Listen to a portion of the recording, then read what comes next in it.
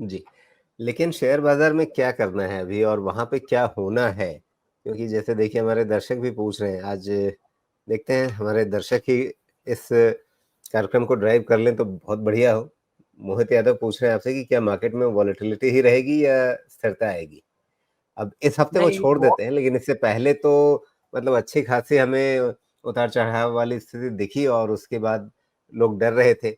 ये एक तरह से कहें कि ठीक है, थोड़ा छुट्टी वाला माहौल, आधी छुट्टी वाला माहौल का ये जो हफ्ता आया है, इसने थोड़ा-सा लोगों को सोचने, समझने और साँस लेने का मौका दे दिया। नहीं तो जैसी उससे पहले गिरावट चल रही थी, तो उसमें तो सब एकदम से डरे हुए ही थे। बिल्कुल देखिए, एक तो जो एलिफेंट इन द रूम बोलते हैं ना, वो है डॉलर इंडेक्स। डॉलर इंडेक्स और हमारी करेंसी को देखिए आप, जिस तरीके से टूट रहे हैं, तो मार्केट्स में स्ट्रेंथ तो इतनी इजीली नहीं आएगी।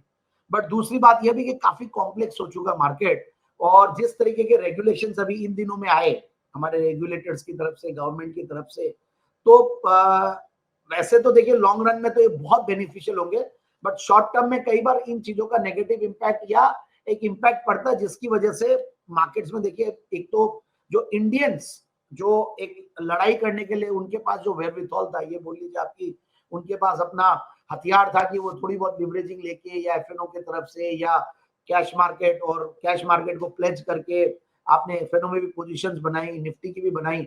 बट अब वो चीज क्या, धीरे धीरे वो लिवरेजिंग खत्म होने के बाद जो इंडिया के जो एचएनआईज, अल्ट्रा एचएनआईज या जो अपने फैमिली ऑफ या जो लोग बड़े ट्रेडर्स थे, वो लोगों के जो कैपेसिटी थी मार्केट को सपोर्ट करने की, वो काफी कम हो गई। और दूसरी तरफ देखिए, जो यूएस के या बड़े मार्केट्स के, वेस्टर्न मार्केट्स के जो हेज फंड्स है, वो इंडिया में आके, मैं यही बोलूंगा कि बहुत जबरदस्त तरीके से उन्होंने एक तरीके से वॉलेटिलिटी लाई है।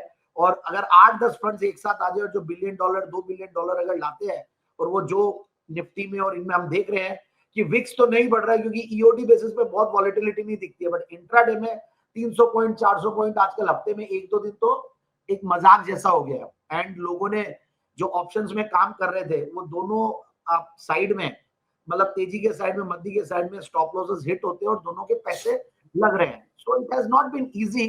एंड अभी मैं सवाल देख रहा था, लोग वॉलेटिलिटी को लेकर बहुत चिंतित, और होना भी चाहिए।